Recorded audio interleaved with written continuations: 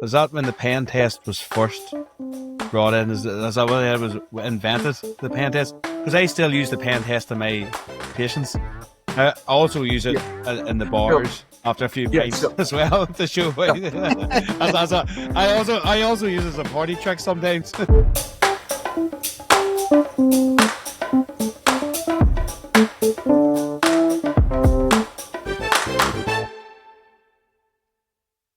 Welcome back to the Sports Dentistry Podcast. So the Lions kicked off this week. Umar, did you watch the match? I did indeed. I was over at a friend's house, and he was having some breakfast for the family and for his family. So it was quite a nice Saturday morning to be part of. And I did watch the game. I thought the atmosphere looked incredible. I think the stadium looked incredible. I had some friends who were there and said it was just absolutely electric. I thought the game itself was a little bit scrappy, if I'm honest, but it was good to see kind of Australia giving us a little bit of a fight in the second half. What were your thoughts on it? Yeah, the atmosphere before it started looked fantastic. Like the stadium itself looks brilliant. And that was the stadium where I dressed up as a two-man horse. Yeah, see, I was thinking, I was like, that must be the stadium because I couldn't think of any other stadium Yeah, that in was Brisbane. You know what Suncorp. I mean? Yeah, it's the Suncorp Stadium. Yeah, brought back a few memories. I did watching it there on Saturday. I can It's imagine. it's a great time. 11 a.m. is a great time. You know, you get the match, you still have the rest of the day. You know, it's not as if it's like bang right in the middle of the day in the afternoon. So yeah, this atmosphere at the start looked amazing, and then kind of died as the match went on. The Lions looked like they were going to be too much for Australia, and then although Australia got a bit of a comeback, they never really got close enough to make it exciting enough at the end. So it's promising for the second test. I think the Aussies will be better. I watched the midweek game today, and the Australian team did really, really well. It was the first People's The first Pacific, Pacific. Yeah, yeah. yeah, the first people in Pacific or whatever. And they were great. Some big boys that put up a lot of hits. Darcy Graham, he got called out, and then he looks like he's got a bad injury. I was obviously working today in quite a long appointment, and then I looked at my phone about lunch, just after lunchtime, and it was like my messages going off from just in group chats I have with, oh, Darcy's gone off. And I was like, what's happened to him now? Like, hopefully it's not concussion again. And he scored a try, and people are saying he had an amazing 15, 20 minutes. And it's heartbreaking for the guy, man. The guy was obviously gutted not to make the original squad, but then getting called up, and for that having to happen to you, I think when something only happens once every 4 years or once every 12 years to Australia, then I suppose it's hard to put into words, but at least, I mean, if you look at it, he's got a cap, he's got a try, and it's probably not what he wanted, but at the same time, at least he's managed to make his debut for the Lions, and he's still quite young, so he'll hopefully get another chance in 4 years' time. But yeah, I think the atmosphere with regards to the Lions side of things, I think was pretty electric. But they were saying that the Aussies are just quite subdued because I think because the Australian team at the moment isn't maybe as strong as what it has been in the past. There's probably not been as much kind of focus being put on it. But today's match, from watching the highlights, it looked like the South Pacificers just really, like, they had a bit about them. They wanted to show the Lions that they were there for a proper game today. Yeah, no, it was good. And then the guy that I was walking around Rome with when I stumbled over myself and headbutted the curb scored 2 tries today as well. So that was good to see. His footwork today was far better than my footwork was in Rome that night. I'm sure he probably thinks back to that time. He's thinking, "Wow, that guy! Oh, I wish I could remember what that guy was doing." Like, Yeah, nah. yeah, yeah. So that was good to see too. So yeah, it's good. Looking forward to this weekend's test. I think it'll probably be the most competitive one. So a I lot think it's depend. The third test will depend a lot on what happens this weekend. I think it's at the MCG as well. So if they can Yeah, get a capacity crowd, 100,000 people, that'll be absolutely electric. Going back to your point about the time and them being on at 11 o'clock, every game has been on at the same time, and that's great because you don't have to think about, oh, what time is the game going to be on? What are we going to be doing on that day? I think the fact that they've announced it very early that every game is going to be exactly the same time has made it a lot more accessible for people all over the world to know exactly what time they need to get up to watch it if they want to watch it, which has been great. I think that's great advertising with regards to getting as many people possible watching it. yeah, definitely. Yeah, that's actually a very good point because you know it's going to be 11 o'clock. You just need to know what day it's on. So I think that's the last mid-season game. It's only really the 2 tests left now, isn't it? Yeah, that's right. That's right. midweek games. So Yeah, there's a what? lot to be said about trying to get something on out at the same time every week, such as this podcast. No, we know how difficult that is. So Yeah, we did so well for so long, but now we just try to do it any time and any time of day, any time of night we can. But yeah, it is what it is. We've got to give the people what they want, so we got to keep grafting hard. that's it. And we're back to having a guest, and I'm really excited about this guest. This guest is probably one of the reasons why first now it was probably always going to get into sports dentistry, but this was the first introduction to me in sports dentistry. So I did my VT, and then after VT, I didn't really know I was working. So went to university in Queens. They offered us a couple extra grand to go to Cumbria to do VT. I was like, we'll take that. So went went to Cumbria. The three of us went over to Cumbria to do our VT. Got through VT. Didn't really know what to do, so did a bit of locum work around Durham, and I was looking into going to Australia. A few friends were going to Australia, and there was a plan on a few different jobs, and this dentist was looking to sponsor UK people to come out, and he had a practice in Brisbane, but he was setting up practices in these different mining towns in Queensland, and he was like, you come and you'll do 11 days out in one of the practices in the mining town, and then you'll have 10 days off in Brisbane. And I was like, so every 3 weeks I'm gonna have 10 paid days off. That And is I brilliant. goes, I'll take that. That sounds like a plan. I'll go, and every 1 week and every three I'll go and I'll see different part of Australia, and I'll enjoy myself. So they came out, and then part of the days we're back in Brisbane, he wanted to come in and get us to shadow him, and he was doing this thing called neuromuscular dentistry, and never really heard of it. Now in the phone interview call that I had when I was sitting, I remember I was in the flat share I had in Durham, and the phone for some reason was under the stairs. But so I answered the phone, and I was having this interview on the phone, and I was all, yes, I'm really looking forward to going to Australia. I did my elective out there and enjoyed it. And he goes, do you know anything about neuromuscular dentistry? I was like, yep, I know something about neuromuscular dentistry. All I was thinking about was them 10 days off every 3 weeks. It's like, I need to get myself out here. So we did this neuromuscular dentistry. It opened my eyes. And then from that came this performance mouthguard. And this performance mouthguard was called the Pure Power Mouthguard. And this was back in 2009. And I got really big. And I seen this performance mouthguard getting really big. And then after that year in Australia, I came back and I settled back home, and I was working in the town that I went to school in. And I was thinking, right, I really need to get on this neuromuscular dentistry. I've seen the possibilities of it. And I remember around that time, early 2010, the New Orleans Saints won the Super Bowl, and there was a big thing on Monday Night Football and one of the games about them all wearing this mouthguard, and I was like, I really need to get on this. And then I was watching the Winter Olympics, so we're talking about the Vancouver one we talked about with Mike, and one of the skiers came down, won the medal, popped out this mouthguard, and it said PPM on it, and I was like, I need to get on this. So the March of 2010, I flew out to Chicago and did the PPM accreditation 2 days with our next guest, Anil Makkar, and started doing the performance mouthguard, and it's given me so many experiences working with so many elite athletes since that.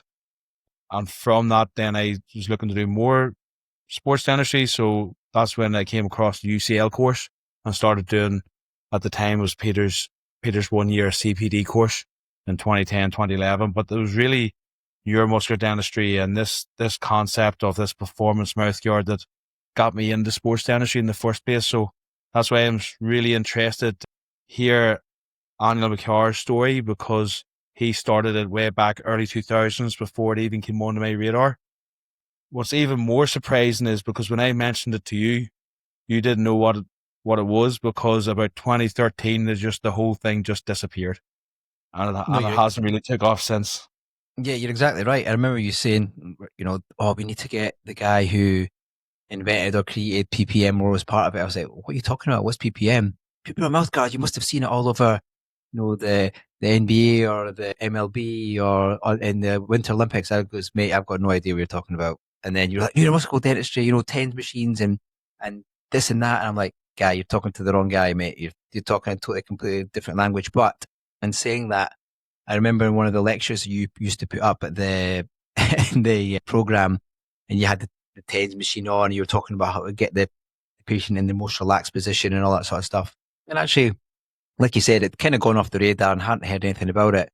But when you'd mentioned the name of the next guest, and I kind of went and did a little bit of research on it, and then I used to see, then I was watching video footage of the athletes wearing this PPM, and there was the one, who's the American commentator who was talking about, I've never seen them jump higher, run Yeah. faster, agility, this and that, and I was like, this guy's Joe, hilarious. Joe Grugan, and he's like, you know, he got himself in a little bit of trouble there recently with, he was the NFL coach of the Washington, and he had to step down. Or something, you know, he did something in Washington, and he was over the Las Vegas team. But he's like a real top quality coach. Like, he's not just a commentator. Like, he's a well recognized figure. But by God, he could be a salesman, All right, because okay. that speech he said, I've never seen them jump higher, Yeah. never seen them run as fast. It's like, Yeah. there's no way. He's overselling us. Yeah.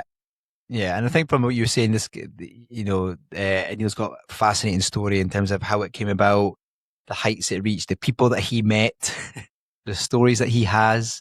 And then all of a sudden it just kind of went off the face of the earth. So really, really kind of interested to know kind of how it came about and then what happened to it, really, because as you said, I haven't heard anything of it recently. Yeah, so it's going to be good. Looking forward to this conversation. So let's go. Hey everyone, save the date. The UK Sports Dentistry Association's second conference is happening on Friday the 12th of September at the Voco Hotel in Manchester. And guess what? It's not just about teeth. We're combining cutting-edge sports dentistry talks with the thrill of live sport. Right after the conference, we're heading to Emirates Old Trafford for the England vs South Africa T20 International. Expect a day packed with expert speakers, athlete Q&A sessions, and plenty of time for networking with dentists, sports pros, and athletes alike. Whether you're in dentistry or passionate about sport, this is a day you won't want to miss. Tickets are live now at sportsdentistryuk.com. Grab yours and join us for an unforgettable day. I'm delighted to welcome onto the Sports Dentistry podcast this week, Dr. Anil Makkar. Thanks very much for coming on, Anil. Thanks, John. It's a pleasure. So I'm really interested about this conversation because my first introduction into sports dentistry was when I was working in Australia, and I seen at the time about this performance enhancing mouthguard called the Pure Power Mouthguard, the PPM. And I started to get into that, and it was that led me into my sports dentistry journey. When I returned to work in the UK after Australia, I looked out for more sports dentistry opportunities, and that led me to the postgrad course in Eastman, which led me down a different path altogether. But my first introduction to sports dentistry was the Pure Power Mouthguard, which was your baby at the time. So I'm really looking forward to this conversation. And it's something that maybe, because it's been a while since the Pure Power Mouthguard that's been around, that many sports dentists these days maybe don't know what we're talking about. So to start off, just give us a wee bit of a background about how you got into dentistry and then what led you down the path to start creating a performance mouthguard. Yeah, life is a journey, right? And sometimes you don't expect things to happen, but it does. So in 2002, early 2002, I had my lab wanted me to take some courses in the desert in Las Vegas called the Las Vegas Institute of Advanced Cosmetic Dentistry, or commonly known as LVI, right? And it was expensive. Like, by the time you took your team and everything down there, you're looking at 30, 40 grand, right? Yeah. So I was hesitant, really hesitant. So I didn't go. Then every 3 months, my lab rep would come to the office and say, "No, you got to go. You got to go with this," right? So finally I caved in. I went, took like 6 or 7 staff members. Absolutely enjoyed it. Like, it was basically how to do veneers, cosmetic veneers. And then they had a whole broad range of courses. And one of them was called neuromuscular dentistry, or occlusion, right? Based on neuromuscular. So I decided to take that just out of curiosity. And when I did, I automatically got fascinated with occlusion, how the bite works and everything. And it kind of really took me over. So the next 2 years, that's all I did at LVI. I flew back and forth every month. It was quite a long flight because I lived in the extreme east and I was going extreme west. And I come from a town of 15,000 people in Nova Scotia, Canada, and I'd be going to Vegas every month. Anyways, I absorbed it.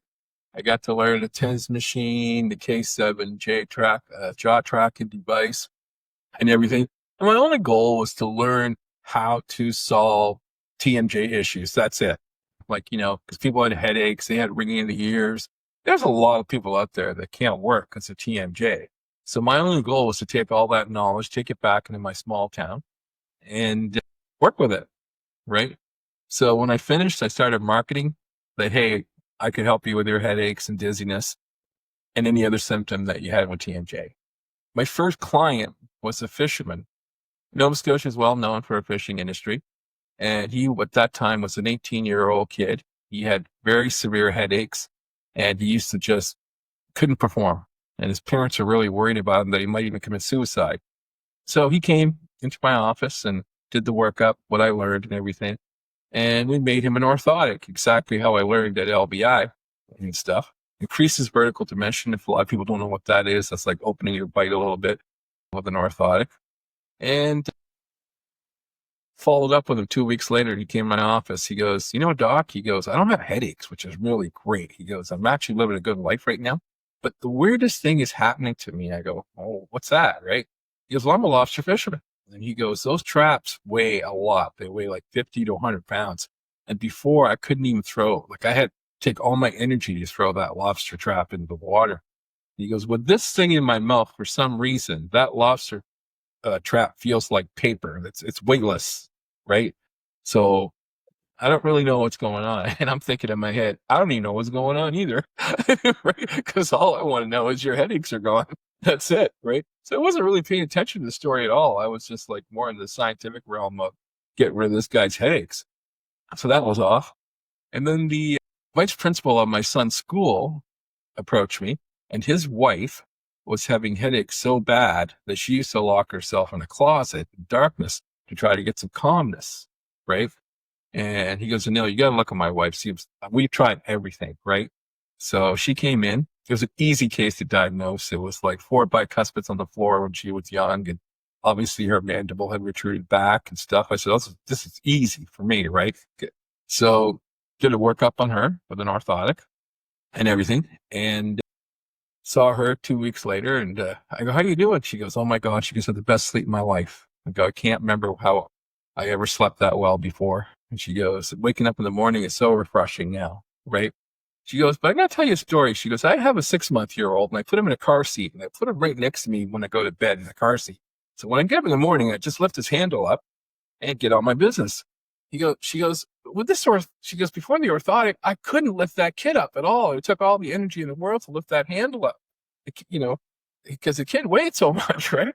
And she goes, but with this orthotic, I thought I was going to throw that kid against the wall one day when I lifted that handle on the car seat, right? All right. So that got my attention. I said, okay, what's going on here? That fisherman, this lady here, is this a side effect that I'm not like seeing or something? And of course, there's no scientific documentation on any of this stuff, right? It's just basically TMJ dysfunction, like getting rid of your headaches, dizziness, trying to get your jaw in the right comfortable position, right? So at that time or not, I had a trainer. I was working out, believe it or not, and I had a trainer. And I said, hey, can you come to my office? Because I want to make you an appliance. Don't ask me what I'm doing. Just come to my office, right? So he came to my office. I made him a lower orthotic and he got it. That day he called me on my cell phone and he goes, Anil, I need you to come down to the gym after work. I said, what's going on? He goes, you need to see something. You need to come down, right? So I went down the gym and there he was. He was lifting more weights than he ever had before with the orthotic in, okay? And he was balancing himself on a stability ball. So without the orthotic, he was doing maybe like 5 seconds. He had his knees on a stability ball and then he would fall down. With the orthotic in his mouth, he was stabilizing himself for approximately 2 minutes on that ball, right? So right away, the light came on to me. I said, hey, what if I could take that bite, incorporate it into a mouth guard or a mouthpiece? Would it make an athlete better? That was the wow moment for me, actually, at that point, right? And what year would that have been? roughly? That would have been in 2000 and beginning of 2004. Okay. Beginning of 2004, right? So I met up with a friend of mine in Halifax, which is not far from Truro, and I showed him what I had. And he was a real sports nut himself. And by the way, I'm a sports nut too, right? I love sports. I love sports before I even did the orthotic thing. Real Jordan fan, whole works, right? So I said, Terry, I want to show you something. And Terry was working in advertising at that time. He goes, you know what? I will quit my job to promote this right now. I go, what? He goes, yeah. He goes, I've never seen nothing like this before. This is crazy. So with Terry, with all his contacts and stuff, he got us to go to the NFL training combine in February of 2024. That's where all the trainers from the NFL go to do lectures, whatever, all the coaches and everything. And so I told my trainer, the guy that I had the orthotic in, I go, you need to make the speech because you're a trainer. You can show them how it works.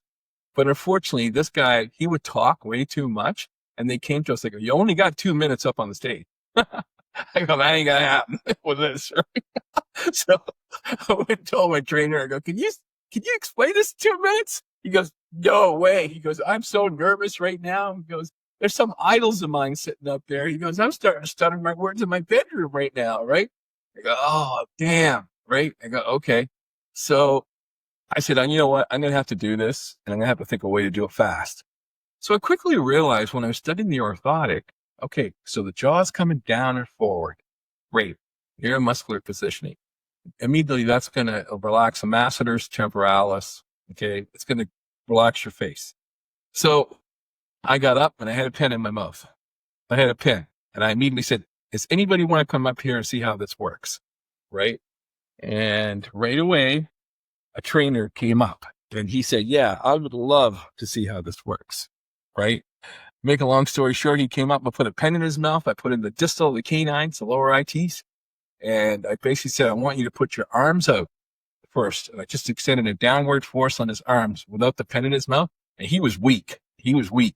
And then I put the pen in his mouth and I put his arms out and I could not bring his arm down at all. Zero. And the whole audience went gasp like this, right? Trainers did that. And I said, okay. So that was it. That was my presentation. And as soon as I got up, I was bombarded with like trainers. I had the Seattle Seahawks guy, the Kansas City Chiefs guy right away. And they said, can you come to our facility, right? And work with us and fit these mouthpieces. It was like, wow, okay. Like I was so overwhelmed with everything, right? So Terry, my guy, says, well, this has got to have applications in every sport, like baseball, hockey, football, basketball, etc. Because one of the things the Mouthguard was really good at was increasing your balance, right? And the way that worked is, again, when your jaw is down and forward, and a lot of people have forward head posture. And so when they have forward head posture, their neck, C1 to C5, is not properly aligned to their spine, right? So when you put the orthotic in, you could feel that jolt in them instantaneously where their neck was straightened out right away. And that would contribute to the increase in balance because now their head is actually better balanced on their spine, right? And I could see all that. And the funny thing is there's a lot of skeptics out there that, okay, here's Anil, he's a snake salesperson, da-da-da-da, and all this stuff, right?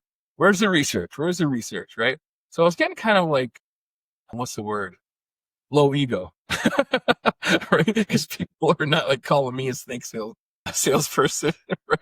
So I said to Terry, I go, we got to do some research. We got to get some kind of paper out there and get us. So we went to Rutgers University and we met up with a guy named Sean Arendt, who was the physiological researcher there. And we explained to him. So he said, we'll do a blind study with pure Power Mouthguard, as John had mentioned, and just a regular mouthguard.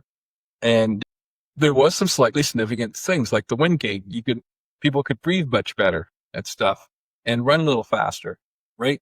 But then again, what happened is when we published the Rutgers article, the first thing people would ask us, who paid for that? Did you guys pay for that? Right? So the bias was already there, right? Well, if you guys paid for that, you're going to get good results, right? Et cetera, right? But you know what? At that point, I'm like, screw this, right? I don't really care what people say. I just want to have fun with this thing. I just want to see what it can do, That's it, right? So that noise went by me like, forget it, right? Then we ended up at the Boston Red Sox facility in the summer. What? And man, So what was that? Was that the same summer? Was it? What do you, is this? no, So that was the next summer. That was the next summer. right. So when was the combine? The combine was 04, was it? 04, correct. That was 04. in February. And is that when the pen test was first brought in? Is that when it was invented, the pen test? Because I still use the pen test on my patients. I also use it in the bars after a few pints as well to show. I also use it as a party trick sometimes. Absolutely. I mean, the pen test was, I saw it first at LBI with a prof, and he was talking about the New Jersey Devils hockey team, right? And I was like, yeah, whatever. That I wouldn't even, it didn't even like, hit me or whatever, right? And then that image came back in my mind when I was at the NFL area, right? And there's some really cool things you can do with a pen test, which we'll talk about later, but you can also screw somebody up with a pen test too, but we'll get to that. So we're like, oh yeah, so we're at the Boston Red Sox facility in Florida.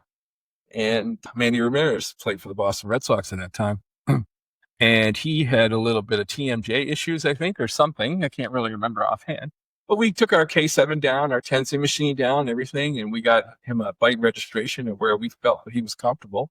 He's Dominican. He couldn't speak any English. He would just grunt at us mostly, right, and stuff. So he took the bike registration, went out in the field. The first 3 balls, he hit them right out of the park, right?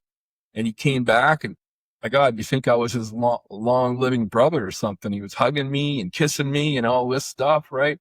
And so even the trainer came over and said, he goes, I can't believe this, right? What's going on with Manny? Because Manny's so quiet, right? And he's actually excited about something, right? So I left, and I said to Manny, I go, I'll take all this and get the lab to fabricate your PBM, right? So before I could even do that, when I got home, he had my cell phone number, and he called me, and he goes, I want to sponsor you. That's what he said. I want to sponsor you. I'm like, what the hell does that mean? He goes, I don't sponsor nobody, but I sponsor you. So I finally figured out, oh, he wants to endorse this thing. Okay, cool. Right? He goes, I get many offers. I never sponsor. Never. I do this for free for you, okay? I go, great, Manny, great.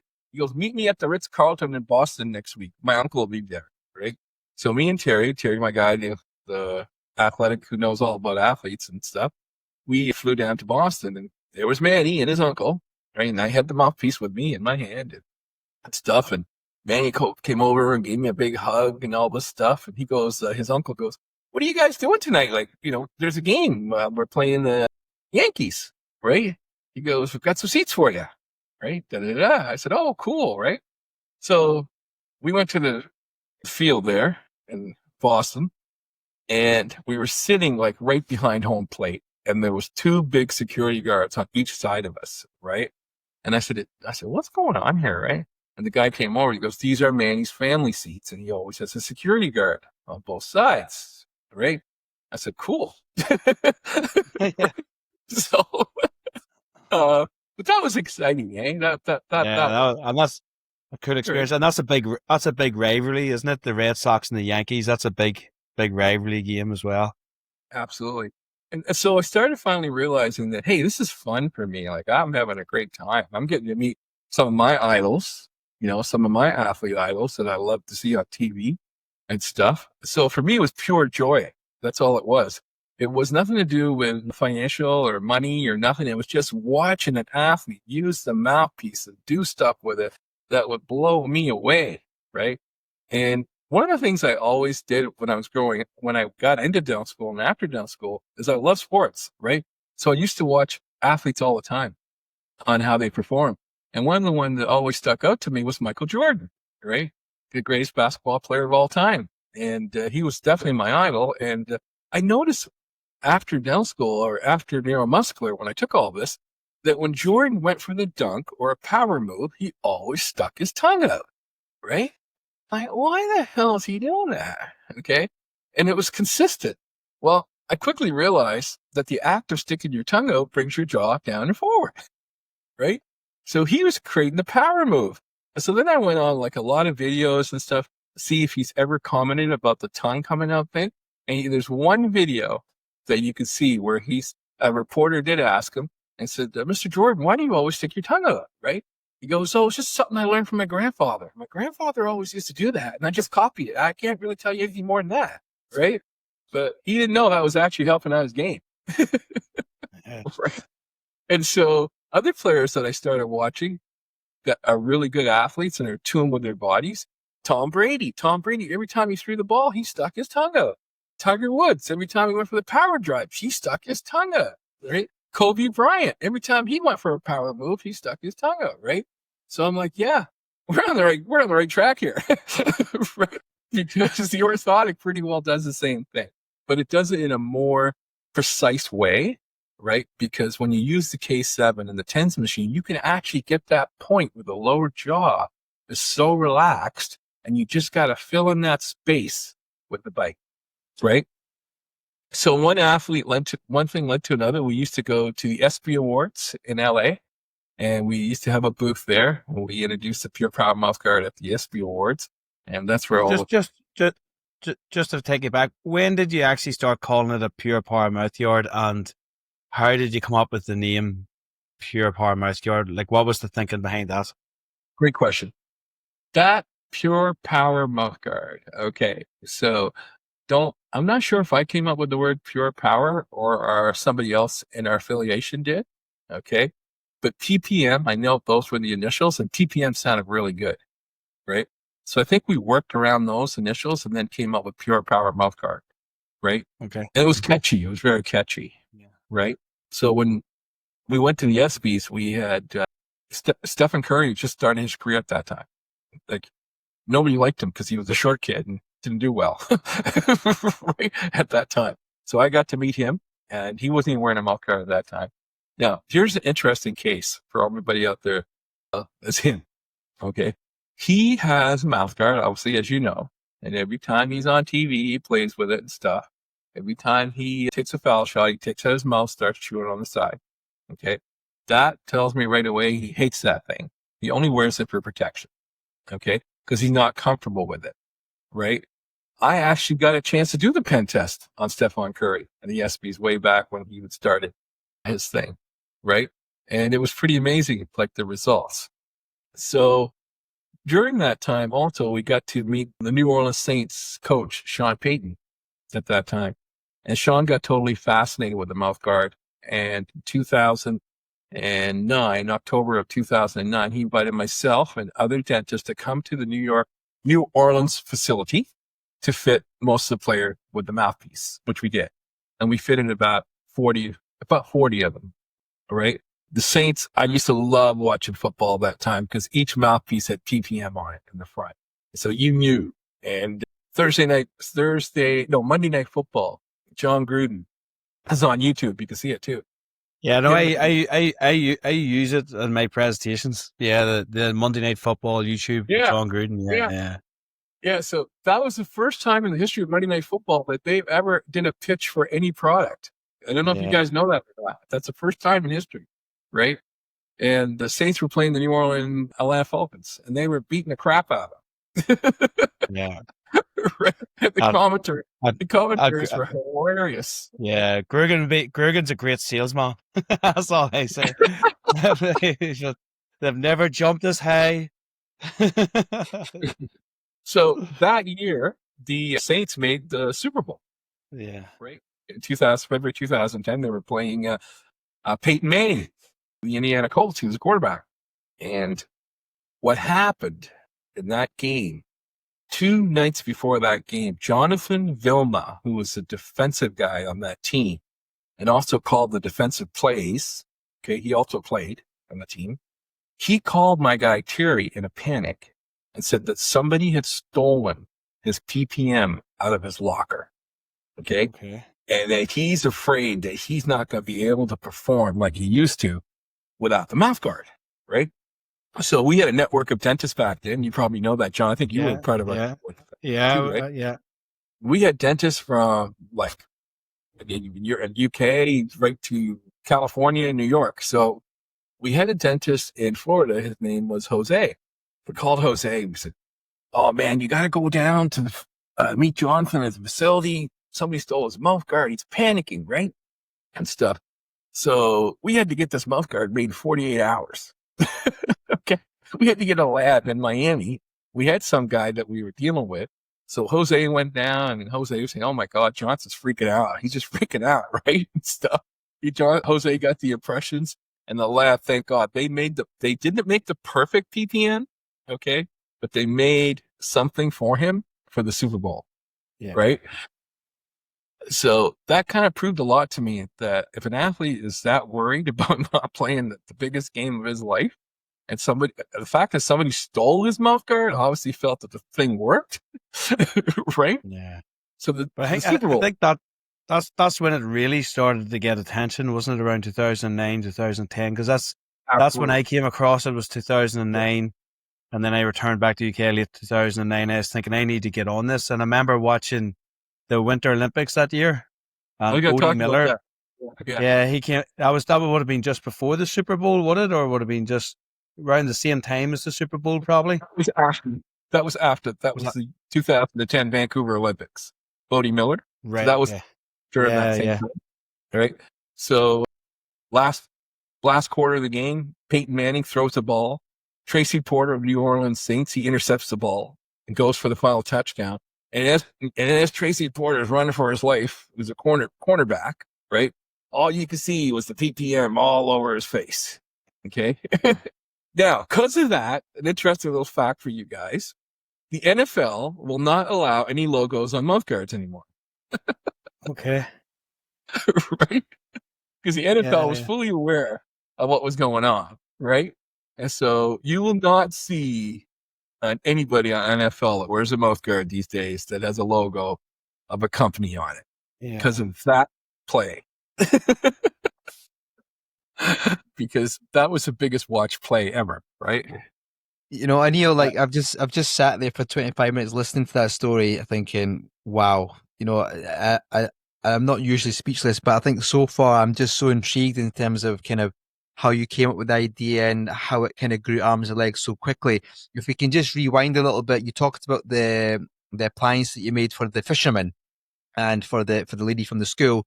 Can you just talk us through what that looked like at that time and how you developed that? Was it a lower, upper? What records were you taking? And how did that develop over the time? Just so listeners can get a bit more of an understanding about the PPM. Yeah, so the orthotic was usually on the lower, right? So it was the same thing with the PPM. Remember they're called mouthpieces. They were on the lower. Okay. So they weren't really made for protection at all, right? The protection aspect, because even baseball players, they use the lower, right? The difference would have just been the material. So with the orthotic, it would have been a hard red. No, the material is all the same. Okay. Okay. So you didn't use EVA. You just called it a different name. Yeah, it's what the lab used at that time, right? Okay. So they were all lower because that's what I was taught how to do an orthotic. And I didn't want to really go away from that kind of way of doing it. But when I eventually got into the football players, I had to go to the lab and say, hey, can we reverse the bite a little bit? Do the protection on the top and, obviously put the bite on the bottom. And say, oh, yeah, no problem, right? So that's how the mouth guard then developed, was from that, right? And then just with being able to replicate with the orthotic, just with the bite, how did you decide how much bite? Because then it sort of changes slightly, doesn't it? Because it's a different dynamics between giving somebody an orthotic for headaches compared to giving somebody a mouth guard with a bite where they're trying to athletically perform and breathe. With the PPM, it's quite distinctive. There was anterior spacing. How did you decide on that, and how much posteriorly support did you need to recreate that bite? Geez, John, you're asking me to give away my secret sauce here for crying out loud. No, I'm just trying to. I was just trying to think. How do you want to keep that bite, put it into a mouth guard, but then you also make it comfortable for somebody to be able to perform in, unlike someone that's wearing maybe an orthotic that's just going around their daily habits. Well, first of all, most athletes are nervous, right? They're nervous. Yeah. Okay. The comfort part comes in is with the bite, okay? Because it relaxes them right away. All right. The air thing that you're talking about, I designed that because I wanted the airflow to happen at the same time, right? So they could breathe better. Okay. I used to take a lot of pan x-rays and cephs and literally see how the airway opened up with the mouthpiece in and without the mouthpiece in. Like I have a lot of documentation on that, right? So class 2, class 3, okay. Majority of the athletes are class 1, okay. So you try to open them up at a certain opening, which I'm not going to say here. Okay. Yeah. The best results that you will ever see on an athlete are class 2 athletes. Class 2 athletes, you could take them to a very superior moment when they're doing their thing. Class 3 athletes, I got to tell you, they never hardly need any of the help of the PPN at all. What I noticed, right? Wayne Gretzky's class 3, right? So, and I knew that. I knew I couldn't make them really that much better from where they are, right? So that's the other thing. Going back to your question, John, I was studying the classifications, like to see where they are, and I could kind of almost predict how well this was going to be for them by looking at them in that way. Okay, so you would use the incisal classifications as a guide. Okay, very good. Correct. Yeah. And then when I was and tensing them is very important. Like you have to tense the athlete, right? Because if you don't tense the athlete, you're not loosening up the muscles and you're not getting the true lower jaw where it's going to relax, right? Yeah. Because at that time you're just guessing, right? And if you take it one step further, and if you have the K7 in front of you with the jaw tracking device, you can pinpoint it really well, right? And it was funny. So just for our listeners, because I was exposed to the K7 and 10s in Australia, and then I went through the LVI curriculum like yourself.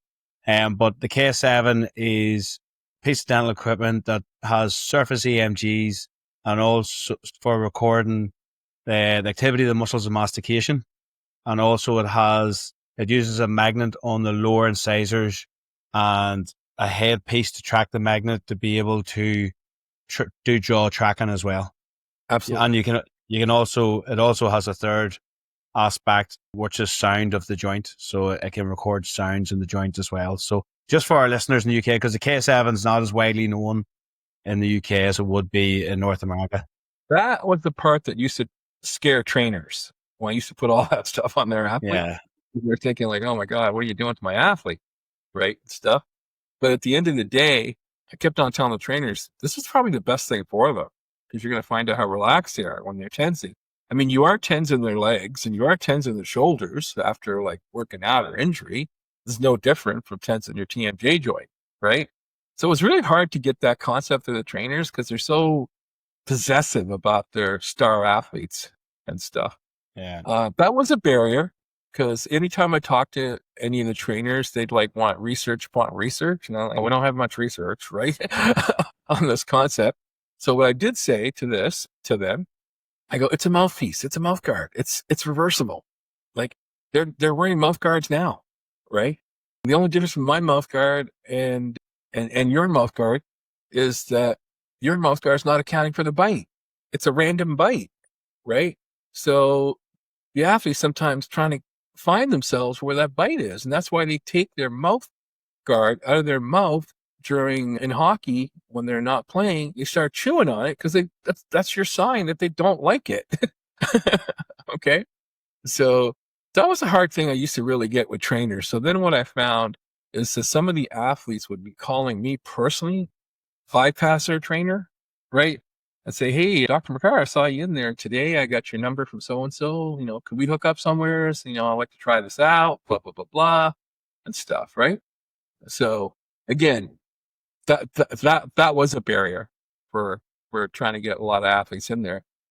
Bodie Miller, as you said, Vancouver, 2010, Bodie hadn't won any gold medals for a long time, right? So that year in Vancouver, he won gold, silver, and bronze. Okay. And he was very, very appreciative. Now, I never actually got to fit Bodie Miller. There was a dentist in out west Canada that did. And I did find out how Bodie wanted to be fitted because he told me Bodie would actually go through his actions of going down the hill, right? And that's when he wanted the bike captured at that point, from what I understand, right? And stuff. Bodie, very thankful. Like, he would like call us all the time, you know, he was so grateful. Like, if he wanted to, he'd probably endorse the thing left and right. Okay. The next move was golf, right? So we said, okay, golf. Just on Bodie. Bodie actually inspired me to book onto the PPM accreditation course in Chicago in March 2010 because I'd seen it first in 2009. We got the hype around New Orleans Saints, and I remember I was sitting in our living room or sitting room, whatever you call it in North America, but our living room. It was me and my father, and we were watching the Winter Olympics, and I seen Bodie come down. I can remember it as clear as day. He came down and he flicked out the mouthguard, and you could just see the PPM. And I was like, right, that's it. I need to get on this. And I organised to get to Chicago to do the PPM accreditation. So Bodie sold me the accreditation to go to Chicago that time. When I seen him come down. Oh, he's a great guy, right down to earth, right? Yeah. So we got into golfers, and Scott, I can't remember Scott's last name right here, but I'll figure it out. With the PPM in his mouth, and this is a testimonial that he did write to us, that he increased his prize money by 7 times. And he started winning a lot of horses. Okay. So he would do anything for us. He would do videos for us, whatever. We used to go down to Florida with some of the best golf trainers, and they have a thing called a K vest. It's a vest that they put on, and it actually can measure your club speed, and also your hip rotation. Okay. So we did experiments with and without the PPN, and the K vest was consistently showing a higher hip rotation and a higher club speed. That means you could hit farther. It was always showing that, right? And so golfers started using it. So in a PGA tournament, when the guys walked in one day and had all over the lockers that the PPM, how to say, it's basically banned on the PGA golf course, right? Because it gave them an advantage. So for me, it was nice the PGA recognized that. Hey, they actually believe in this, right? Because they banned it. Okay, wow. Why can't you just phone us up and tell us that? Right? That it didn't work. So that led to Kevin Plank, the CEO of Under Armour, because Kevin Plank is a golfer. Okay. And he started like hearing all the buzz about this product, the PPM. So he invited me and Terry, my athletic guy, to Baltimore, Maryland, which is their head office. And we got in this big boardroom, and everybody was in the boardroom, but Kevin wasn't there, right? So one of the guys says, "Oh, Mr. Plank, he'll be here in 5 minutes," right? So he walks in, he goes, "Oh, are you the Mouthguard guy?" Like this, that's how he was talking to me, right? I said, "Yeah." I go, "What would you like to know?" He goes, "Show me how it works," right? So I did the pen test on him, right? Okay. He was just blown away. He was blown away. He was simulating a golf swing with the pen in his mouth, and he was like, couldn't believe it. Okay. He goes, "All right, how do we make hundreds and hundreds of these all at once? How do we mass produce this product?" Right? Yeah. And I said, "Well, you can't mass produce this because everybody's bite's different, right? That's the uniqueness of the whole product, right?" But he wouldn't listen to me. Like, he was just like so into like, how much money can I make off this thing, right? And stuff. So he goes, "In other words, you can't help me, right? You can't help me." I go, "I'm sorry, I can't help you because, like I told you, the bite's like a fingerprint, okay? And if you get the right bite, you're going to see the great results." So that was it. He dismissed the meeting. We were nobody. We left. Okay. So 6 months later, Patterson Dental started promoting this product called Under Armour Bite. Yeah. I forget what it's called. Armour Bite or something like that. Armour Bite or something. Yeah. Yeah. It had like a wedge in the back of it. It must have been trying to replicate a pen in the mouth then, wasn't it? No, all it was, you know what it is, John? All it was two flat acrylic pads. Yeah. That's all it was. And so the theory is if you open somebody's bite, you're going to have performance. That's a bunch of crap. That ain't going to happen, right? Yeah. Because the thing is, if you got a flat bite plane of acrylic, your jaw's sliding on that, right? Yeah. That's the other part we forgot about. So Lindsey Vonn, right, who was a skier at that time. So during the ESPYs, I'll just back up a little bit. I got to fit her with the PPM, right? And she loved it. And she actually won a few good tournaments going downhill. So one day I'm watching TV and I said, what the hell is that thing in Lindsey Vaughn's mouth? It's the armor bite. She's got an armor bite in her mouth, right? Because it's so distinguishable. It's yellow, right? Yeah. So I had her phone number. I text her. I said, Lindsay, what are you doing? I go, what are you wearing this product for? She goes, oh, they're paying me X number of dollars. And I'm trying it out for them and stuff like that. I said, okay, Lindsay, I'm going to tell you something right now. Okay. You are going to get injured with that product, right? And she goes, what do you mean? I go, because that product is a flat surface bike plane, right? And when you're gritting your teeth down on that, and pinging is a matter of seconds, and you're going so fast, you deflect your jaw anyway, you're gonna get injured, right? She wouldn't believe a word I said. Okay. 2 months later, guess who gets injured? Lindsey Vaughn. She broke her knees or fractured it, right? I hope you didn't text her saying I told you so. We just lost contact after that, right? I just wanted her to know, right? And stuff. But that's an interesting case, though, John, the armor bite, because it tells you the power of marketing. Right? Under Armour had that down, right? Yeah.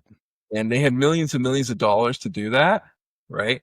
And Under Armour also had credibility at that time with their dry fit wear, I guess, or something like that, right? Well, they were already in with a lot of teams with their kit, with the kit and stuff. So they already maybe had a commercial deal, and then they were very easy able then to introduce as part of that a mouthpiece as well. And I think that's allowed them to maybe, because I remember the British and Irish Lions at the moment are on tour, and they only tour every 4 years. But I remember around that time, they were wearing all the Under Armour bite as well, because possibly Under Armour was doing their kit at the time as well. But I think that's how they were able to get access to try to push that mouthpiece so much. Sorry, Neil. So with the PPM, so you're getting them in the most relaxed position, using the tens. You've taken at that time probably taken impressions as well, and in the PPMs, you're obviously put indentations then with the at the Absolutely. So at the most kind of relaxed bite then. That's right. Correct. Yeah. And you can't mass produce that. It's impossible. Yeah, right? exactly. Yeah. So I'll take it back. Just there is you've skimmed over how Shaq got involved. Yeah, I want to hear that story. Oh yeah. I had a good friend of mine. Well, actually, he's not. I met him actually in Florida at that time in Miami. His name was Terry too, right? And he happened to know a lot of people, like a lot of athletes and stuff. And he was also a DJ in Miami nightclub area. So I showed Terry. sounds like a good contact. Listen, I shady stories where I've been, man, just to get an athlete. You'd be like, and I'm on this podcast, I'm going to end it off with one of the most shadiest stories that you're ever going to hear. That sounds good. Right? So, little Terry, nice black fella, like he's a concierge for athletes and stuff. Great guy. So I went to the nightclub that night, and a person there his name was D-Mac, right? And Terry goes, this is D-Mac. This is Shaq's cousin. It's his first cousin, right? And I go, oh, okay, right? He goes, D-Mac's going to talk to Shaq about your mouthpiece, right? I go, oh, great. So at that time, D-Mac was telling Shaq about, whatever the mouthpiece, whatever happened. And so Vince Carter, about 2 months later, Vince Carter, the basketball player, had a birthday party in Orlando, right? And little Terry called me up and he says, you got to be in Orlando. I got an invite for you to Vince Carter's birthday party because Shaq's going to show up. And when Shaq shows up, you're doing the pen test on him, right? I said, great. Right? So here I am in Orlando at freaking 1 a.m. waiting for Shaq. No Shaq. First of all, when you're prepping for this, did you use a normal size pen or did you have to use a Shaq size pen? Yeah, let me get to the story and you'll see what we used here. Okay. So anyway, it's 1:30 and I'm getting depressed, because I'm not seeing Shaq. So I'm walking out of the nightclub I'm like, oh, what am I doing here? Da, da, da. All of a sudden, boom, boom. It's Shaq on his motorbike, right? And he's got the big S's on the handlebars for Superman and stuff, right? And he gets out. The guy is like 7'2", makes me look like Danny DeVito, like a little midget, right? So I gotta stick my head out for him like a little kid, and I go, Shaquille? Yeah, man, what's up? What's up, bro? What's up? Right? Da-da-da. I go, listen, I invented this mouthpiece. Da-da-da, da-da-da. He goes, dude, I don't even know what you're talking about. That's what he said, right? Right. Okay. I go, sure. I go, well, you know this guy, Terry. He's good. You know, he knows so-and-so. He goes, dude, man, I know what you're talking about, right? So I run in the nightclub, and there's little Terry, right? I go, Terry, man. Terry's only like, he's 5 feet. I go, Terry, Shaq's outside, right? And stuff. So anyways, Terry runs up, and you see Shaq. And so Shaq looks at little Terry. He goes, oh, I don't know this guy by Terry. I know him by little N. You can feel what the N is. Yeah. Right? I go, oh, okay. Right. And so Terry starts talking to Shaq. Hey, D-Mac talked to you about this mouthpiece and stuff. So Shaq takes out a wad of bills, this like a thick, like about 3 millimeters thick. They're all $100 bills. I remember that, right? And he shoves them in his mouth. He goes, is this better than the pen or what? Let's do this thing.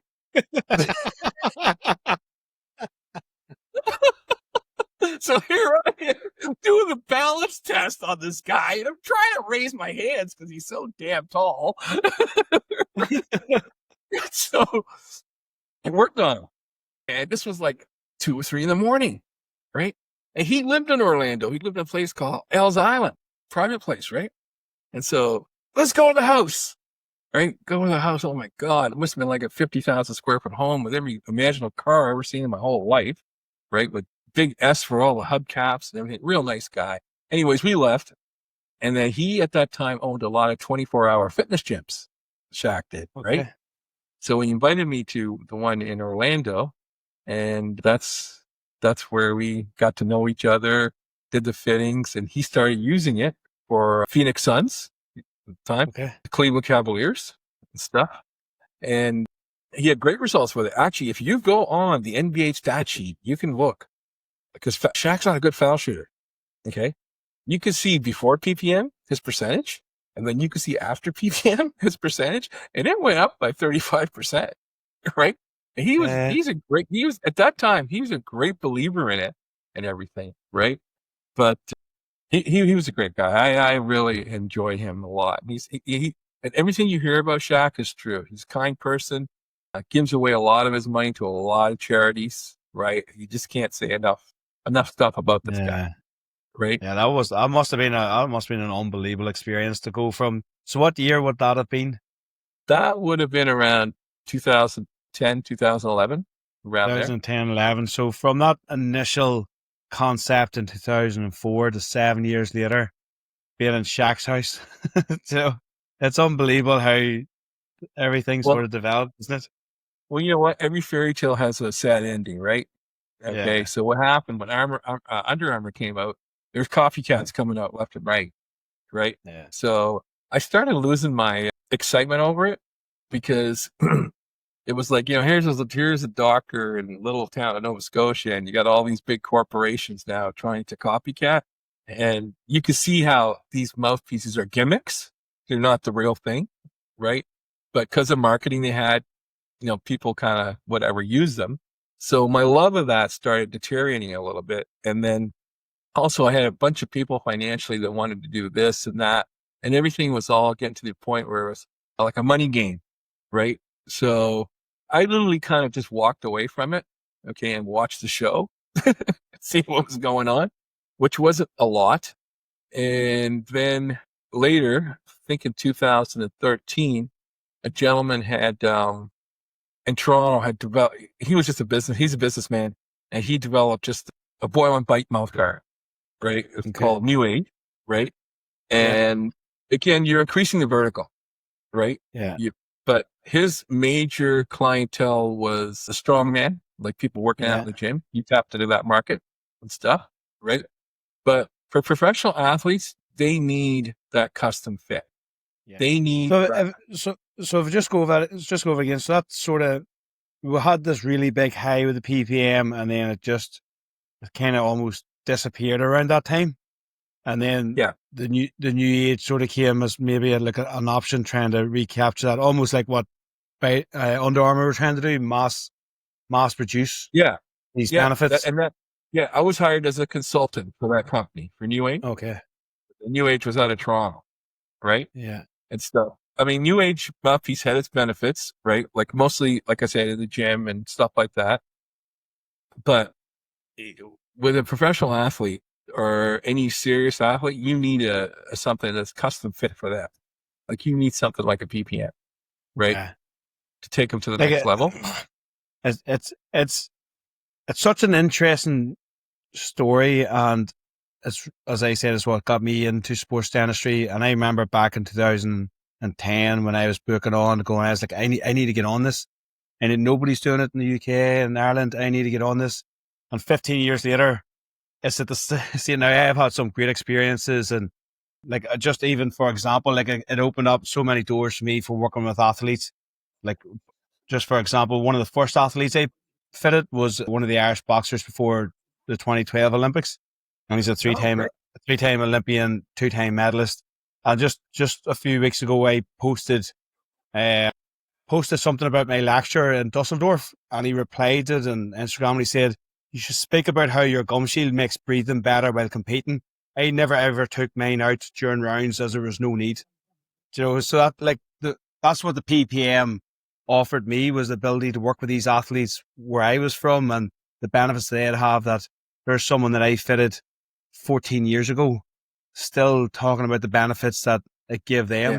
But it's a little bit disappointing that now, maybe in the last decade or last 11, 12 years, it's all sort of kind of disappeared to a level where when I had said to Umar, we should get Anil on and talk about the Pure Power Mouthguard, Umar, who's been heavily involved with sports dentistry for over a decade, was like, what's this Pure Power Mouthguard? So it's almost a little bit disappointing that it didn't continue on that sort of high trajectory where it was normalized with elite athletes worldwide, isn't it? You know what, John, you really summed it up really well. It's like anything that's great out there starts out customized, and you see the results like your story there with the athlete. But when these big corporations see all the success with athletes, wearing a mouth guard that's performing really well for them, right? They want to take the easy way out. They want to do the easy, profitable thing to do it. But at the same time, there's no respect for the athlete, right?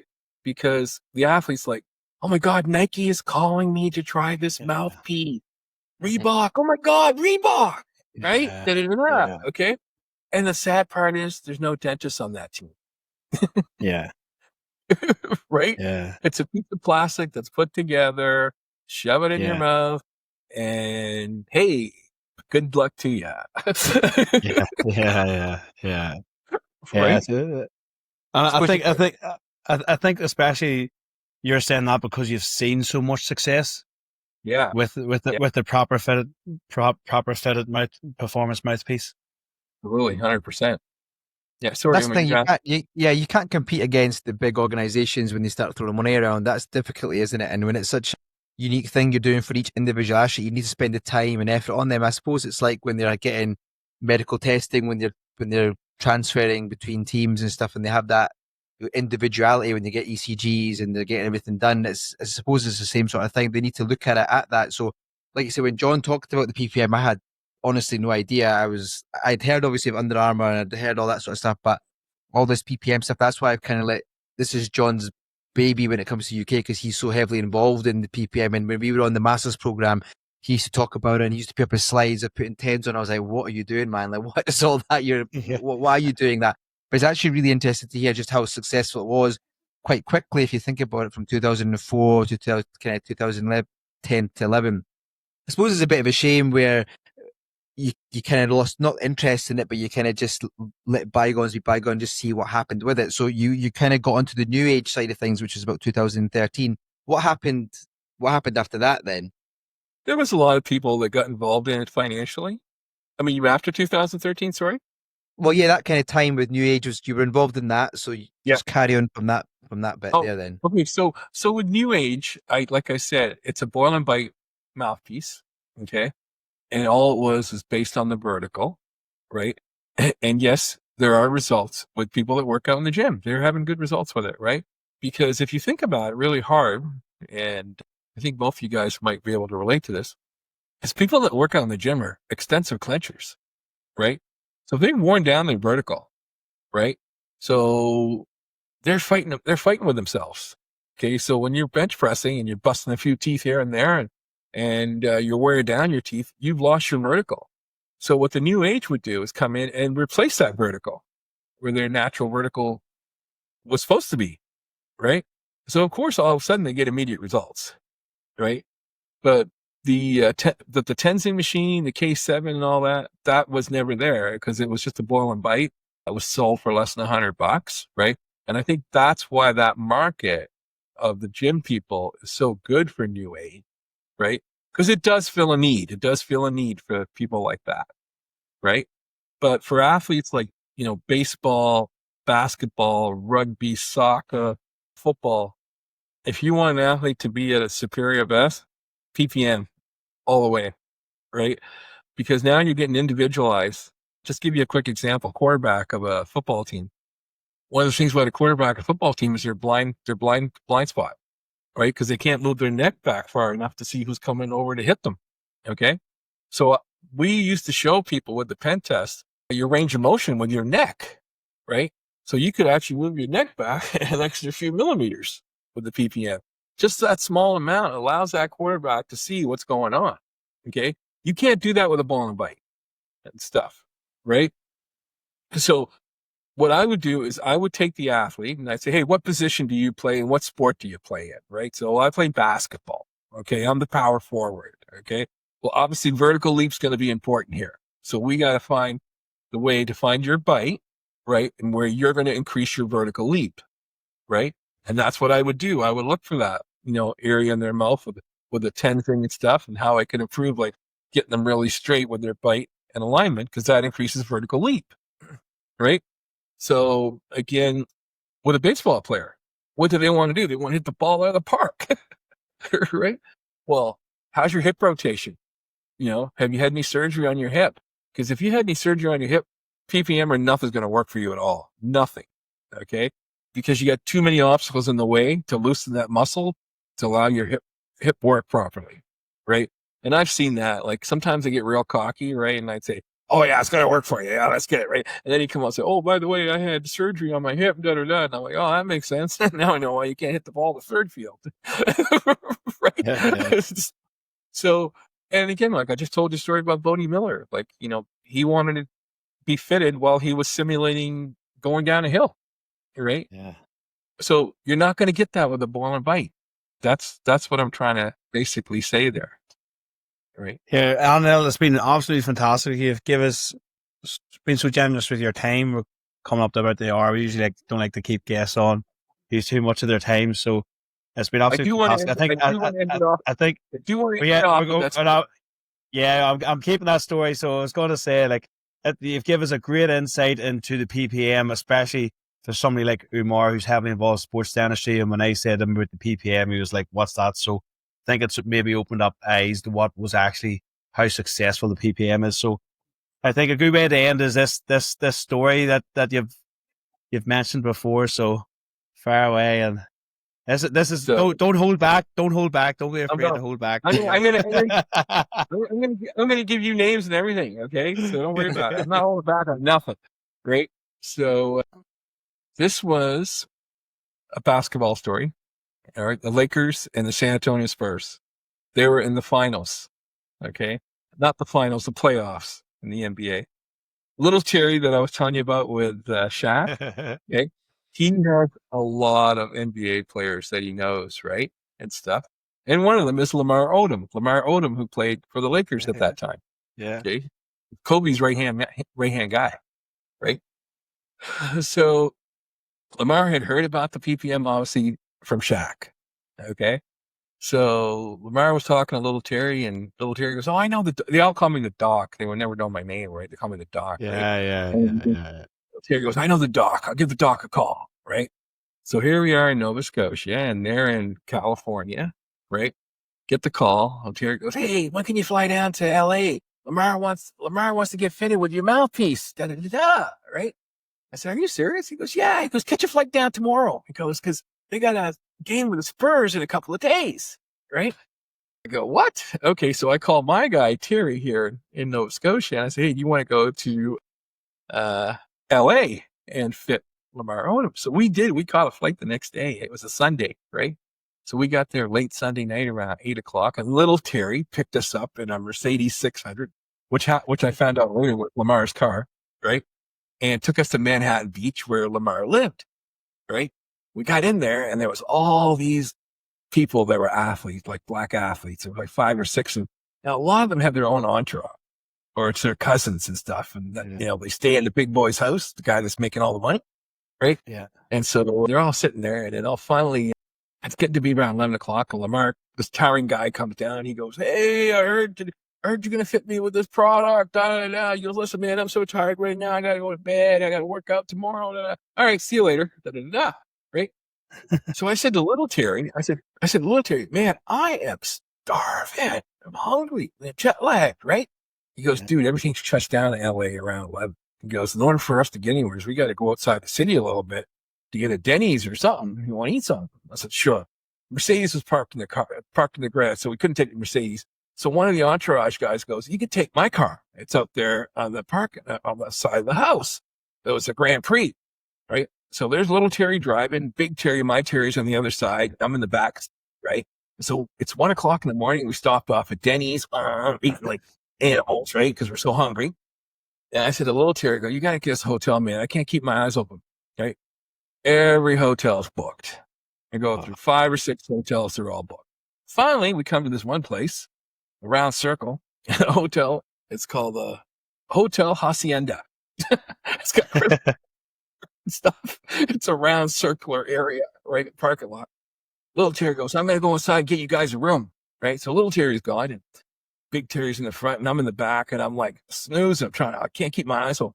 All of a sudden, that parking lot lit up like a baseball field. There's floodlights everywhere, right? And I'm like, what? And then all of a sudden, the cop has got a gun, and he's right in Terry's face. He goes, "Get the F out of the car now. Put your hands behind your head," right? And I'm like, is this an effing dream, or what's going on here? Right? So Terry, we're like young kids from Atlanta, Canada. We don't know anything but to be kind, right? So Terry rolls down the window and goes, "Officer, is everything okay?" "No, it's not okay. Get your hands out of the car right now." So here we are. We're getting out of the car. We're putting our hands behind our head. "This guy, sit over there and shut up. Don't say a goddamn word," right?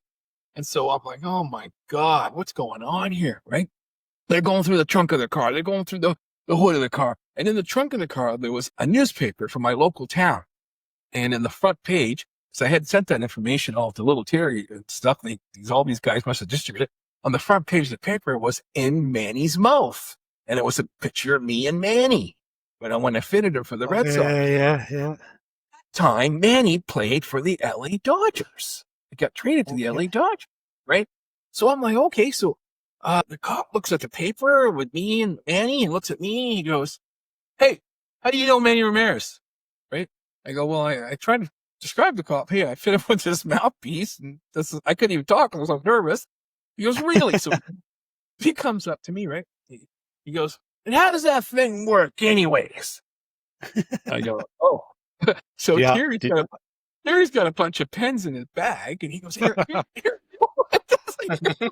Right? And I said, "Are you serious right now?" He goes, "Yeah."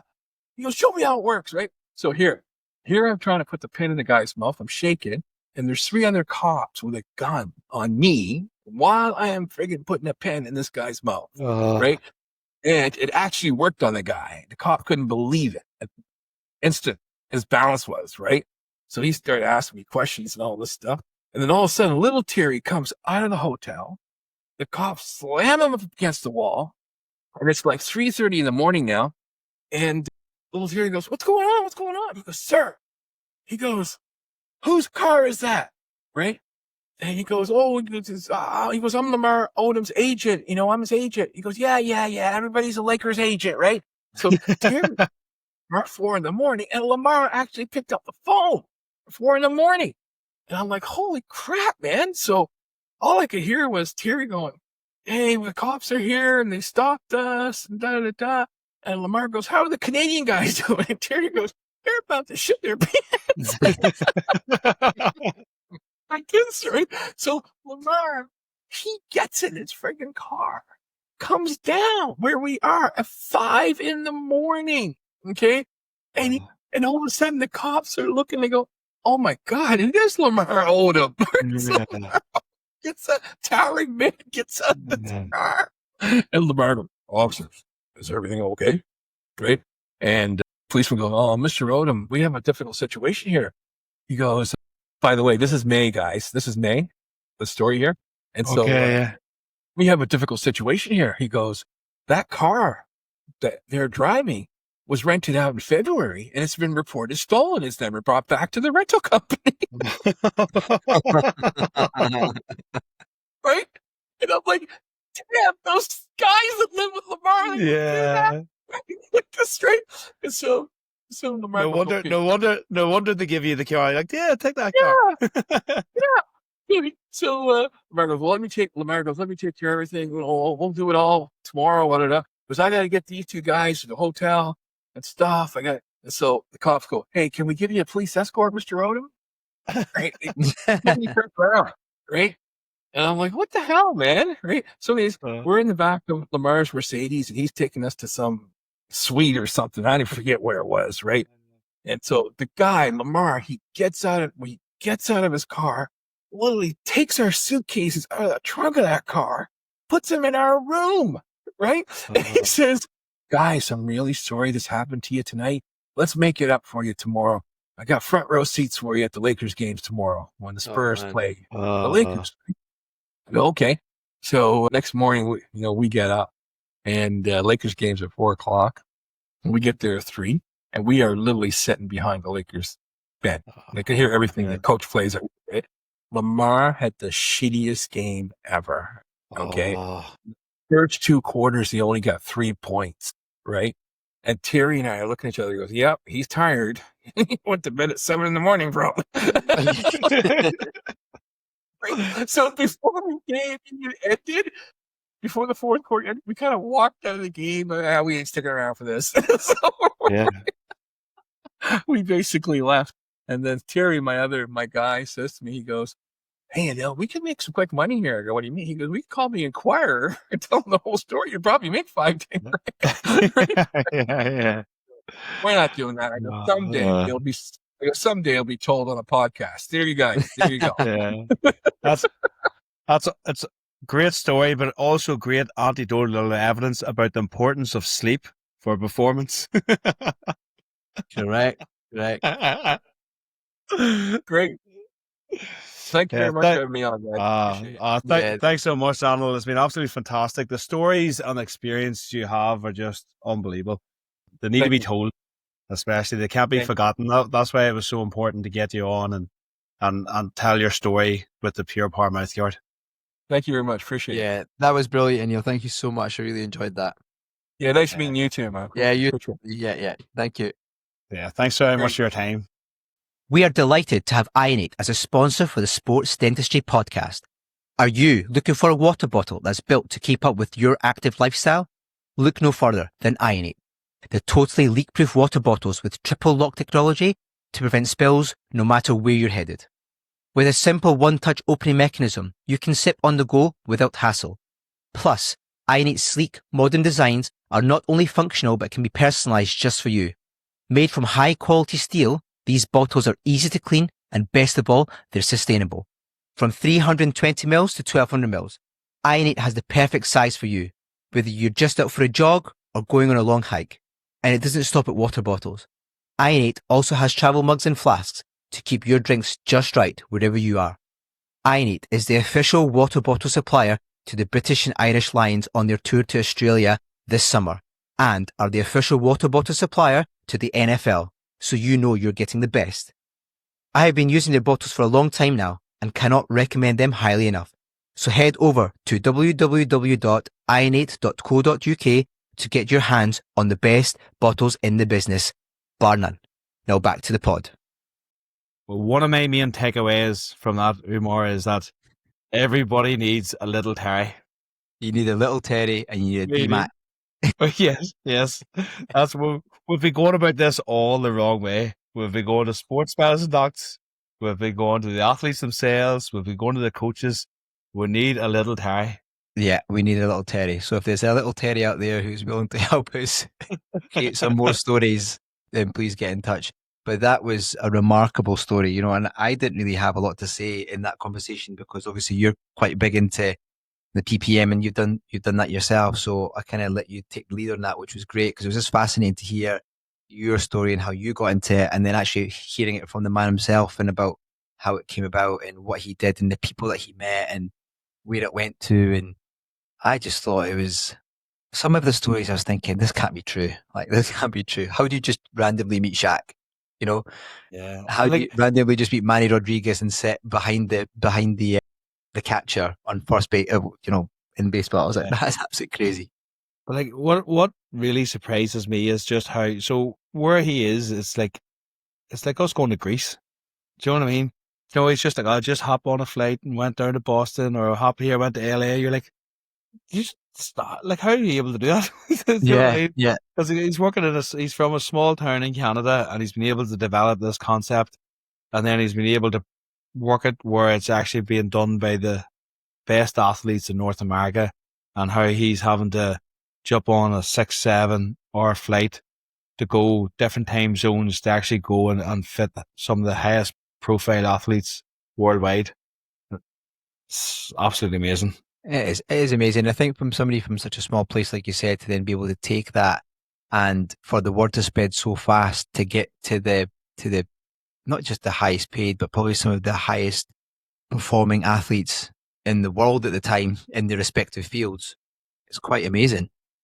And just for clarification, because I'm not massive NBA watcher, like I would follow it and I'd watch it, but wouldn't know all the players. But Lamar, he was talking about, that's Lamar of Keeping Up with the Kardashians fame, isn't it?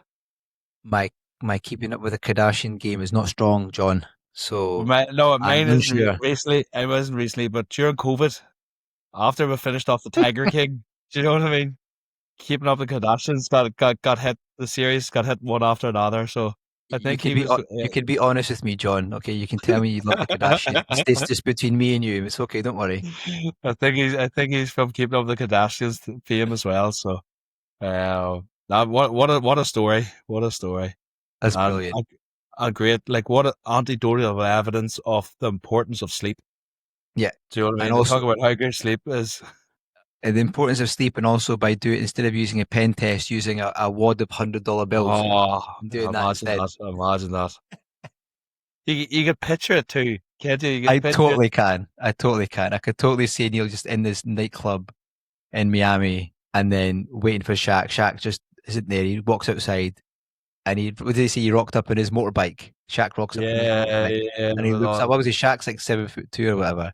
And he was like, yo, you know, have you heard about this mouth guard? He's like, what are you talking yeah. But I suppose it was that attitude that was able to get him that far. Yeah. I think nothing but respect for somebody to do that and to have that idea and to be able to then go and take it kind of national and international, and for all these athletes to wear it. There's obviously must be some sense in it. And obviously he said he had a little bit of research behind it, whether it was going to actually do what it says in the tin.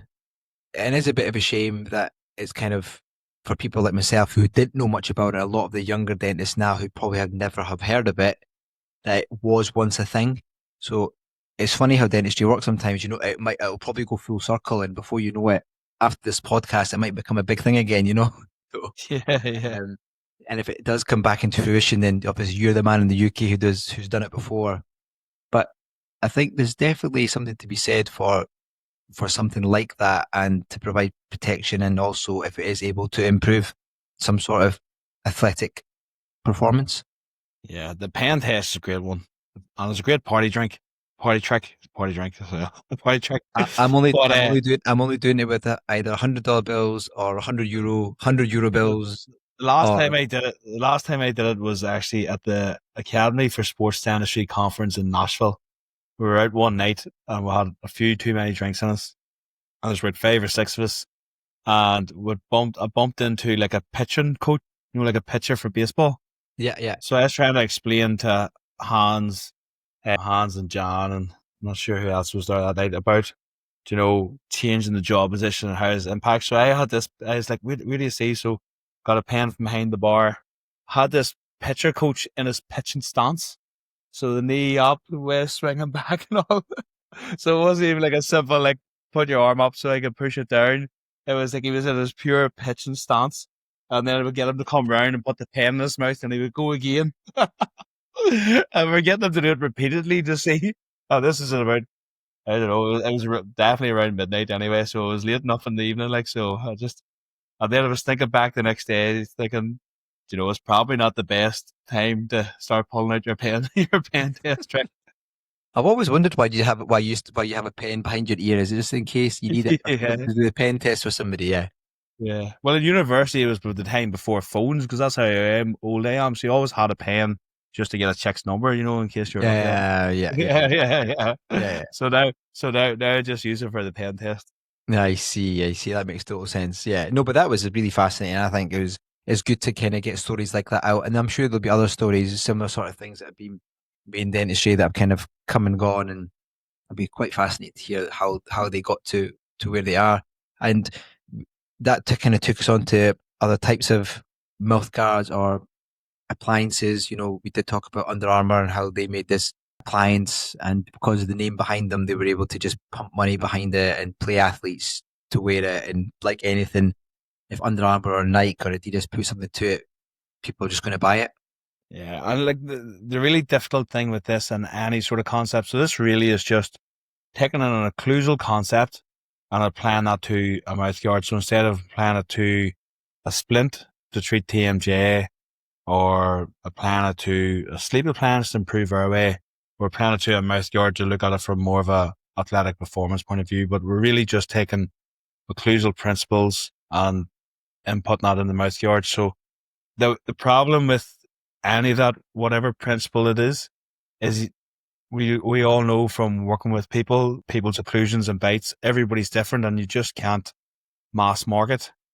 Just can't mass market it. And I think that's the most difficulty thing with this. If it was something that could have been mass marketed, it would probably still be about, and it would probably be in every sports store that we know. And that's probably where us as sports dentists have a unique opportunity, that we have that ability to look at that athlete as that individual and give them something customized, just for them, just to do with their occlusion and with their bite that may help their performance. Yeah, do you think that was the downfall, though? Do you think the downfall was that it was so tailor-made to that individual that the bigger companies couldn't mass market it? Yeah, I think once you get so big, especially if you're a North American company, it really comes down to the business side of things, and being able to turn a profit, and how can we turn this profit over. And it probably got to the stage where a lot of investors and stuff thought that they couldn't actually see how this thing could really skyrocket in profits, because it was being held back by the fact that you actually needed a trained dentist to spend 2 hours with every athlete to fit them, instead of someone able just to go in and buy something out of a shop. Yeah. Yeah, it was definitely. So I think it was aiming that direction. We heard about him, how he was having talks with the PGA, how, and I believe Shaq has got like he's still got like the IP property for it or something like that as well. So like them guys are at big investor levels, so they're looking at maybe getting this company onto the stock market and getting stocks and stuff. And that's where I think it failed. They started moving into looking at it from that point of view, trying to look at it from a business point of view and try to get it to skyrocket as a business, to get investors their money back and maybe get on the stocks. And it just wasn't able to get that trajectory because of you just couldn't fit enough athletes to be able to do that, because you need that skilled sports dentist to be able to fit each individual athlete.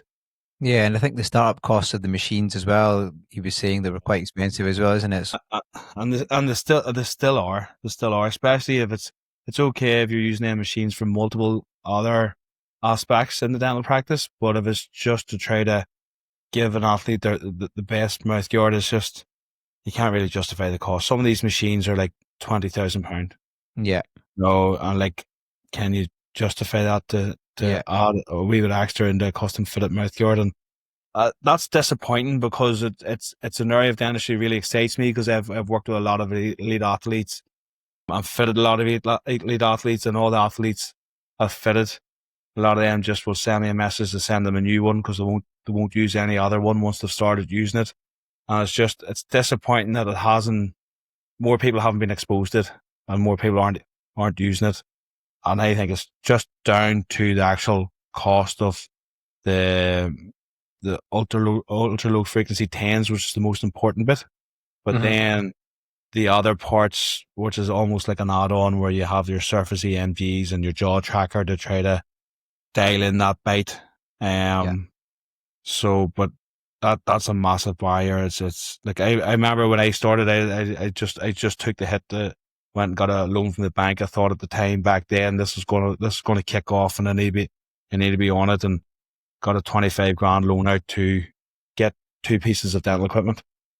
So, and then we know from being with other equipment, then they want you to upgrade in a few years, and then they want the software to be upgraded, and it's that constant ongoing cost. And it's in all aspects of dentistry, but it's just a little bit disappointing where it's sort of stopping this from being able to be done on a better scale, on a bigger scale, on a worldwide scale. Yeah, but then the concept is there. So I think as time goes on, there will be machines, or there'll be something that will get made. AI. Just ask Grok, or ask ChatGPT. Copilot, or don't know who to ask now. There's that many AA. Just got to ask them, what is a substitute to a tens machine? It'll tell you right away, and then that's it. And then what we need is a manufacturer to make a tens machine, which there's tens machines out there that block pain. There's tens machines everywhere. This is just a specific tens machine where it has to send a certain frequency bilaterally at the same time, because that's how the lower jaw works bilaterally. So the cost to actually make these machines aren't massive. We just need a very favorable manufacturer to go and start making these machines at a very affordable cost, where it's a couple £100 for a dentist to get it and start using it on athletes. Yeah. I mean, so if anybody's listening out there that's able to make ultra low frequency tens machine with 4 channels with at a balance, one in the middle, the J5, it's got a balance in the middle, but sometimes you don't need that, but you just want to have the same sort of stimulation on both sides, left and right. So if we can get like a tens machine that will cost maybe £200-300, I would say this concept would skyrocket, because every sports dentist would get one, because cost wouldn't be a barrier, and it's just about getting the knowledge about how to use it. Yeah. And, it makes sense. I mean, the whole concept of it makes sense, and it makes, if we have an ability to make something like that for athletes, and like word of mouth is such a strong thing, and I think that's what kind of got Anil to where he was, because word of mouth through Terry and DMAC, they managed to help him out quite a fair bit in terms of who to speak to and how to get involved with athletes. So I suppose watch the space to see what happens with it, because I don't think you can really put the lid on it yet. I think the biggest barrier here is obviously cost. Cost seems to be the biggest barrier, cost, and also access to the equipment that you need. But you kind of overcome that, then it could really, like you said, it could skyrocket and take it to next level. Yeah, like in my eyes, it should be just an option for every sports dentist to be able to provide, but it's a long way off that yet. So hopefully, if we raise awareness, and as technology gets cheaper and more advanced, we'll hopefully be able to make this more widestream. Yeah, definitely.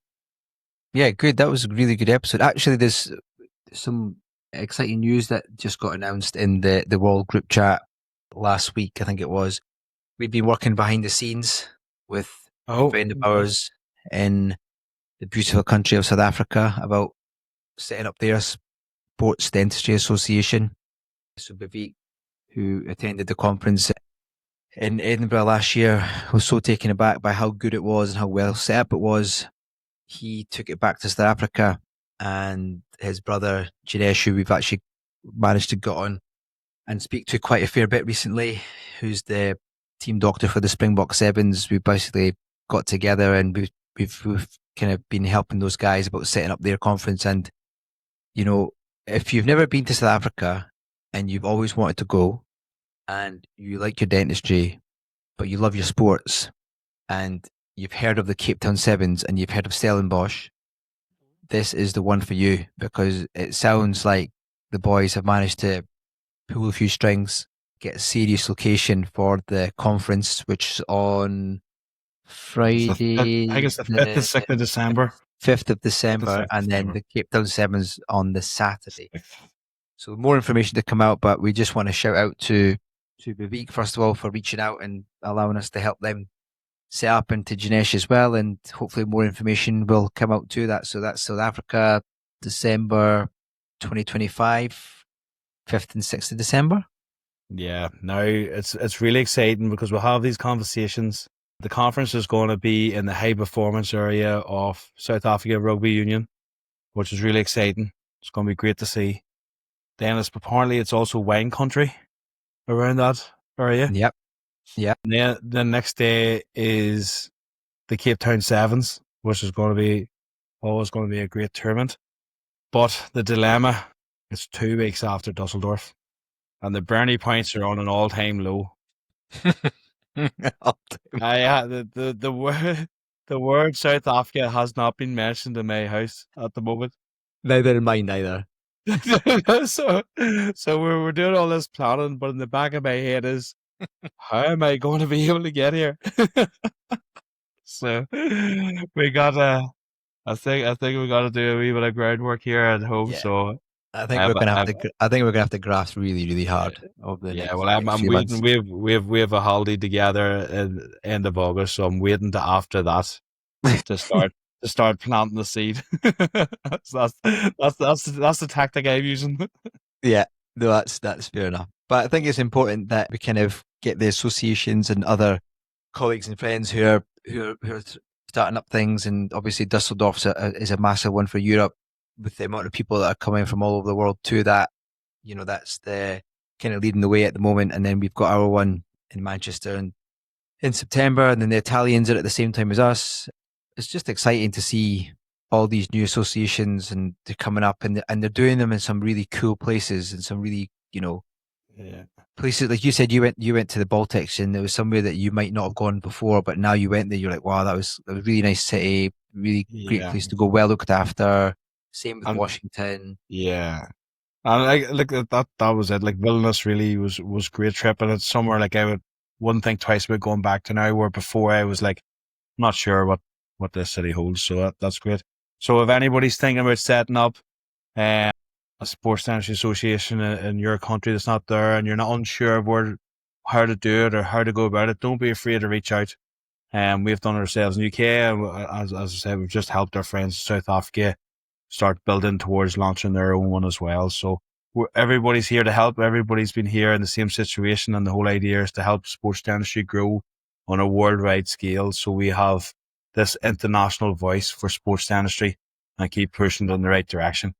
Yeah, I think we are keen. We are keen to help, and I think now that you've been heavily involved in quite a few associations, and myself as well, I think if there are other countries there who don't know where to start or what to do, then we're more than happy to give a helping hand. And we've got enough contacts as well between us where we could reach out and try and help these people to get on the map, really, and join everybody else. And when the time comes when we have a super conference, when all these associations can come together and they can feed off each other and exchange stories and just help push each other forward, then that's great, because there's obviously different parts of the world, different countries have got different interests in terms of what they're doing, and we've highlighted that quite a lot of times on the podcast with our friends from Brazil, from India, from the States, from Canada, from Greece. So it's been great, and I really enjoy the podcast. It's really, there's a lot of things going on at the minute,